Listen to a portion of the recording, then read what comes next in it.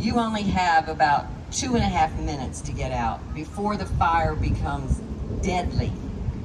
So I always like to tell folks, do not, if your smoke detector goes off, you get out of your house.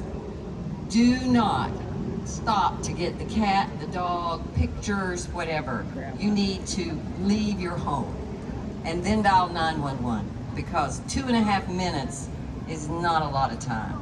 And fire is fast, fire is hot, and fire is black, as you will see today.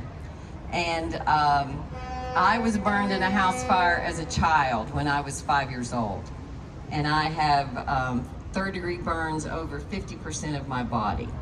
As a result, my hands, arms, back, legs were burned. And so as a result, I spent a lot of time in the hospital for treatment. And hospital burn care is very expensive. And I think a lot of folks they talk about the cost of fire sprinklers, but in relationship to the damage that fire causes, believe me, it is non-negotiable. The cost in our nation today for one day in the burn unit is from $10,000 to $20,000 a day. And the rule of thumb is this: for every degree that you are burned, you will spend at least that many days in a burn unit. So I was a 50% burn, which means I would spend 50 days, if not more, due to skin graft rejection and infection. So just to save my life would be $500,000 to $1 million. That's just for the burn unit. That's just the tip of the iceberg. So probably in my lifetime, I would say roughly, there's probably been about $8 million spent on me. But I have to tell you, I think I'm worth it.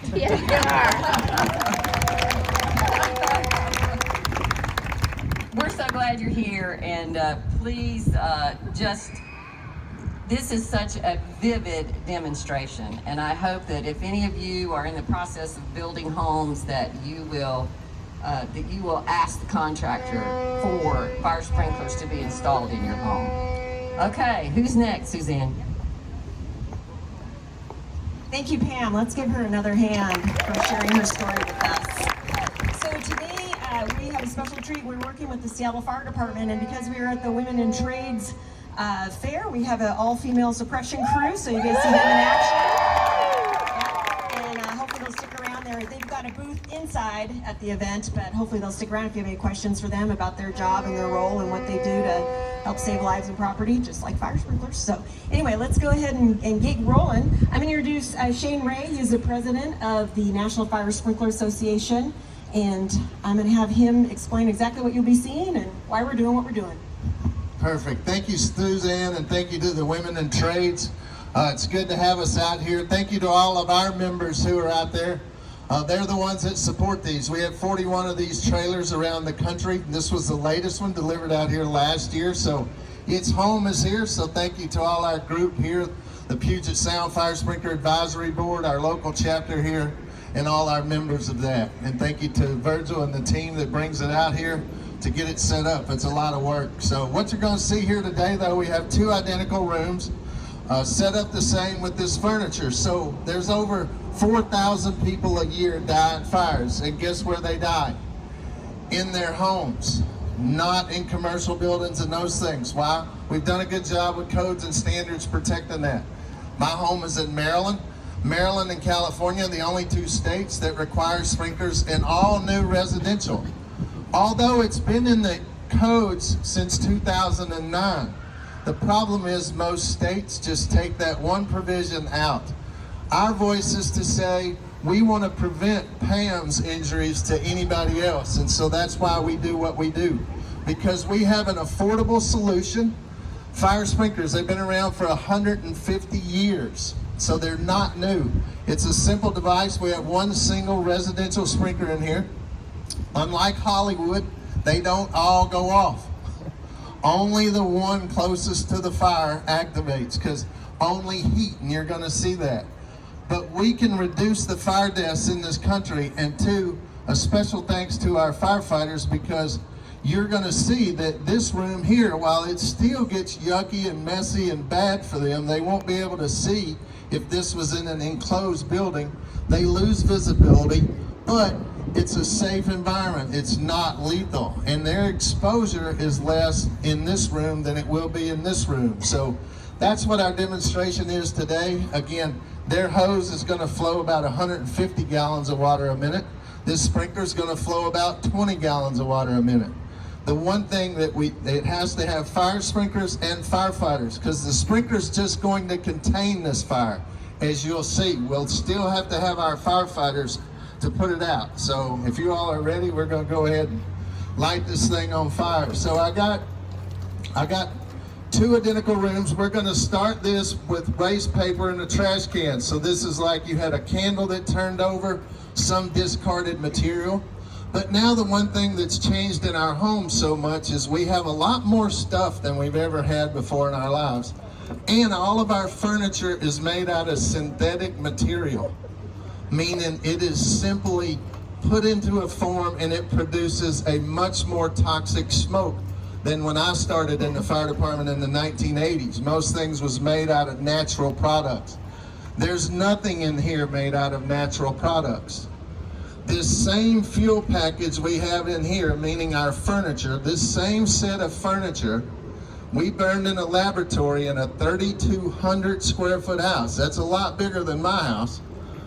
The smaller the house, the faster the smoke fills it, right? But this same set of furniture in a 3,200 square foot house made the structure deadly within 4 minutes and 10 seconds in the entire house. So that's why we have to have fire sprinklers. Our logo there says, fire sprinklers buy time and time buys life. So your message here today is, if you have a fire, as Pam said, get out, stay out, and close the door on the way out. Get out, stay out, close the door on the way out. If you can't get out, get into a room and close the door. Call 911 and get to a window, right? The firefighters will rescue you. So get out, stay out, close the door on the way out, and do not go back in, as she said. We ready? Good. All right, go ahead, Virgil. Let's light this thing. So you're gonna see, I'll squat down out here so you can see, but you're gonna see, again, this is just like a candle tipped over, or you discarded something you shouldn't have, or guess what? We have about 50 in our houses now that we didn't have 20 years ago. Yes, lithium-ion batteries. You're holding them in your hand. They're in that smoke detector. They're in your remote controls. So when those things go into thermal runaway, they're blowing metal parts that are burning. And when it does, it catches things on fire. So we'll be able to see this fire. Now, hopefully I've got the newspaper in the trash can exactly the same on both sides, because our whole issue here is we want to recreate the scenario that says we want these 2 rooms to perform the same. So one's just missing a vital component. This side over here, we have smoke alarms. Again, that smoke alarm is going to sniff the smoke. So there you see we've got some flames in there. So this fire, as it builds up, catches the curtain on fire, then we should hear the smoke alarm go off. There's our smoke alarm. Get out, stay out, close the door on the way out. And there's our sprinkler. And again, but you see the fire's still burning some in there. And so that sprinkler's only flowing about 20 gallons of water a minute, but now you've got time. The average fire department's response time in America is 10 minutes. So Seattle's probably much better than that. They're probably there in 4 minutes, 90% of the time. But you can see, as the fire gets contained with the sprinkler, you could be in the room next door and not even know it. But yeah, they can go ahead and put it out. So as you can see in here, we got a lot of smoke and stuff, but the fire is contained to where it is.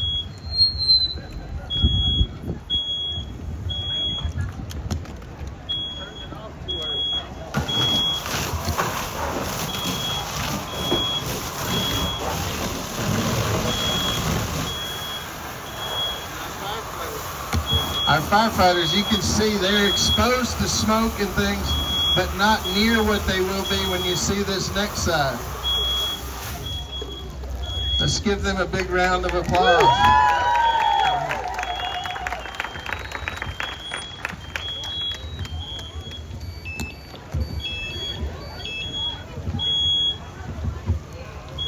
And so again, it gives you time to get out of the house. Fire sprinklers buy time for the fire department to get there. So that was keeping that in check. And then the fire department gets there, they use their hose, put a little more water. Now, look at our furniture and our little stuffed animal. We like to say everything will dry out, but nothing will unburn. We'll dry this furniture out and use it in the other side the next time. But look, it's saved. You can see I got a newspaper. You'll see a newspaper on the other side. That over there is also, here I can get the newspaper and read it. So this room is what we call damaged. There's damage in this room. But in this other room, you're going to see destruction. It is not just damaged, it is destroyed.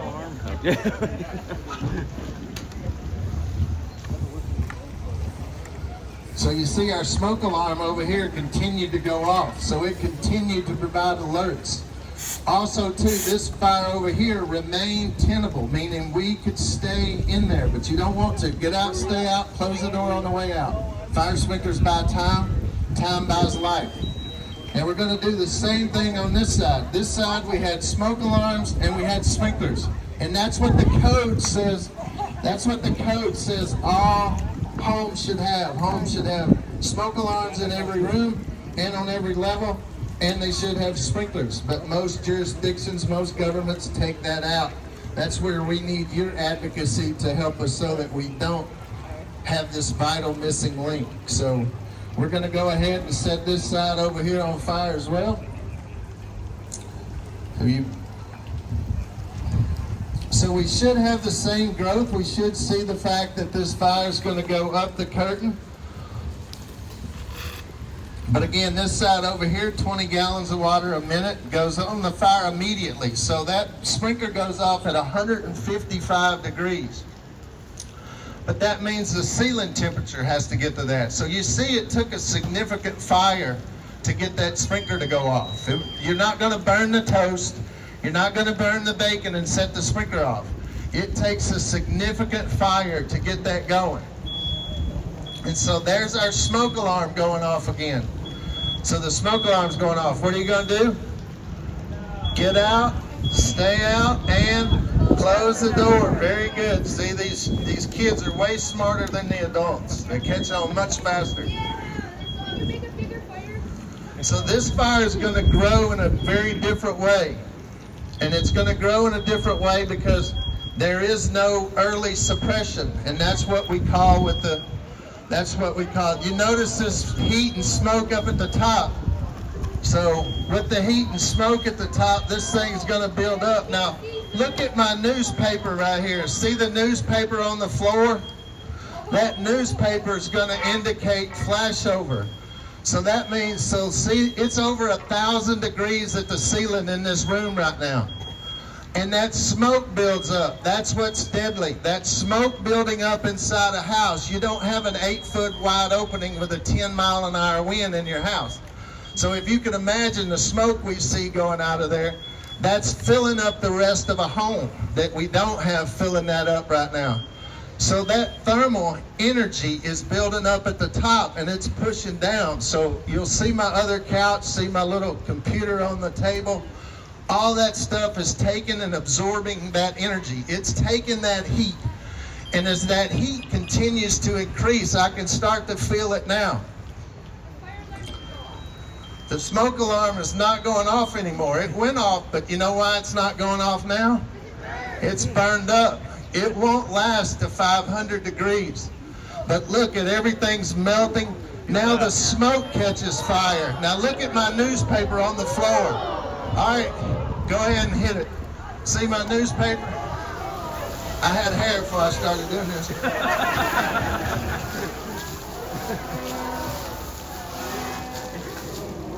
Yeah, and then if the smoke blows your way, just get out of it while they put the rest of the fire out.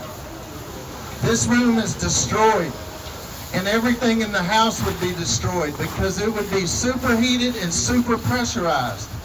Even with a closet door shut, sometimes when the firefighters hit it with their hose, it just further pressurizes the building. So as you can see, I got my room over here damaged. I can dry that out. We partner here in Seattle with Paul Davis Restoration, and we like to say over here they can restore that.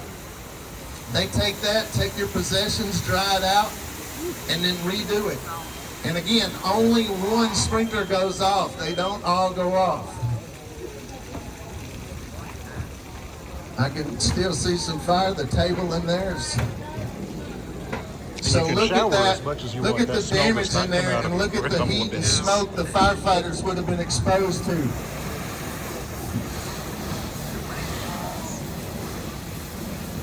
And that's why we say fire sprinklers buy time and time buys life. It also buys life for the firefighters. The National Fallen Firefighters Memorial is this coming Sunday in the Emmitsburg, Maryland. They'll put 200 firefighters' names on the wall in Emmitsburg, Maryland, in the heroes because they died in the line of duty. And that number's continued to raise, and most of those people die because of cancer.